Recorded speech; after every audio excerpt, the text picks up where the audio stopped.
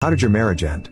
1. I told my husband I didn't want to have sex one night. I don't remember why he started yelling and chased me into the laundry room. I was trapped. He spit in my face. I stood still, frozen. And then, I bolted past him. I ran but he caught me. He threw me to the floor and dragged me by my hair to the door. I remained quiet. I didn't want to wake out baby. My husband put his hands around my neck and began to choke me. I looked into his eyes. I saw fury. I thought, if I die, who will raise my sweet baby? A calm came over my husband's face. He got up and left the house. I packed a small bag, grabbed my son, and drove to a motel. I called my parents and they wired money for a plane ticket. The next morning I left the state. I left my beautiful house, my lifestyle, my American dream. I walked into freedom, safety, and security. No one has ever put their hands on me since that night. If he hits you once, he'll do it again. If he hits you, leave. Do not hesitate, leave. 2. Suddenly, for me, he had been planning it for a while as he had met someone else. I found out and confronted him. He admitted it and left. I cried a lot mainly because I had 2 very small children and another on the way. To be honest, I was scared. However, within a few weeks I began to notice things. The atmosphere in the house was calm and happy and it was much tidier and better organized. I was far less stressed and not shouting at the children. Mornings were a breeze because I was in charge and there was now a routine. Bedtimes were easy for the same reason. This had been a nightmare before. I enrolled the children in after-school activities which they loved and hadn't been able to do before because we couldn't afford it. Also, their friends could come over for tea, not allowed before. I had loads of spare money because no one was buying cigarettes or alcohol. Then the icing on the cake, a gorgeous new baby came along. Life was good and 21 years later it's better than I ever imagined possible. The woman he left me for is much better for him. She treats him the way he treated me. I am happily married and the children are all grown up. The end of that marriage was the beginning of my life.